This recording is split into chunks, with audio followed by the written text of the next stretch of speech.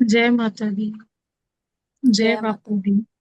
ओम बापू नंदा छोड़वालिया आपकी सदा की जय हो। वैसे तो आज जो है सातवां या आठवां नवरात्र है ना, इस बार एक नवरात्र बढ़ा है। हाँ, और 8। कल नवमी है और अष्टमी का पूजन होना है। तो माँ दुर्गा सप्तशती के अध्याय में आज छठा अध्याय है। चौथे और पांचवें अध्याय में हमने देवी दूत संवाद पढ़ा था कि जब माँ अंबिका जो हिमालय पर्वत पर घूम रही थी, बहुत सुंदर लग रही थी, तो शुंभ और निशुंभ ने अपने दूत को भेजा और उसने देखा कि बहुत सुंदर है वो, और उनसे आग्रह किया कि तुम जो है हमारे जो राक्षस राज हैं उनका वरण करो, उनके साथ विवाह करो। तो माँ ने जो है ये कहकर दूत को वापस भेज दिया कि अरे जाओ, तुम वापस जाओ यहाँ से, और ये संदेश पहुंचाओ जाके कि जो मुझे युद्ध में हरा देगा मैं उसके साथ विवाह करूंगी, मैं जो उसकी मेरे दासी साथ बन जाऊंगी। हाँ। तो अब छठा अध्याय प्रारंभ होता है। माँ दुर्गा देवी का ध्यान करते हुए। माँ दुर्गा देवी को नमस्कार है, नमस्कार है। मेधा मुनि कहते हैं कि जब देवी ने ये बात कही, माँ दुर्गा देवी ने दूत को ये बात कही, तो वो दूत दैत्यराज के पास आया और सारी बात बताई। अब शुंभ को तो बड़ा क्रोध आ गया सुन के। तो उसने अपने सेनापति को बुलाया, धूम्र लोचन सेनापति को बुलाया और कहा कि तुम अपनी सेना साथ लेकर जाओ और उसके केश घसीटते हुए बलपूर्वक उसे यहाँ ले आओ, और अगर उसकी रक्षा के लिए कोई खड़ा हो तो उसे मार डालना। मेधा ऋषि कहती हैं कि शुंभ के आज्ञा देने पर जो धूम्रलोचन सेनापति है वो 60,000 राक्षसों की सेना लेके तुरंत वहां से चल दिया और वहां पहुंचा।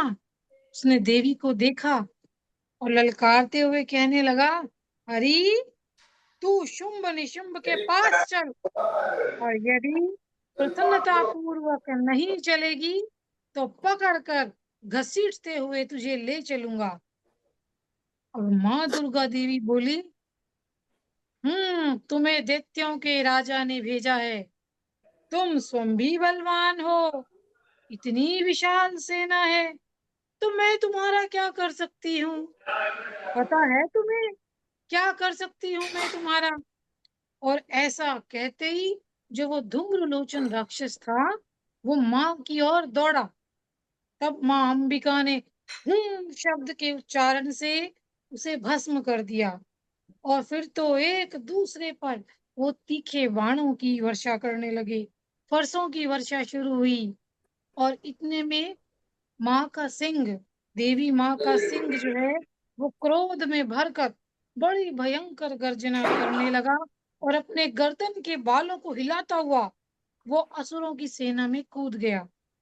और शेर ने अपने पंजों से, जबड़ों से, ओंठ की दाढ़ी से और राक्षसों को पटक पटक कर मार डाला। नाखूनों से उसने कितने ही राक्षसों के पेट फाड़ डाले और कितनों के सिर धड़ से अलग कर दिए। अब कितनों की तो भुजाएं और मस्तक काट डाले और उनके पेट फाड़ फाड़ के उनका रक्त चूस लिया। जो देवी माँ का वाहन सिंह है वो ये काम कर रहा था सेना का। और बहुत क्रोध में भरे हुए उस शेर ने असुरों की सारी सेना का संहार कर डाला जो धूम्र लोचन सेनापति अपने साथ लेकर आया था। अब शुंभ ने जब सुना कि अरे देवी ने तो धूम्रलोचन की सेना को मार डाला और उसके सिंह ने सारी सेना का सफाया कर दिया, उसे बड़ा क्रोध आया।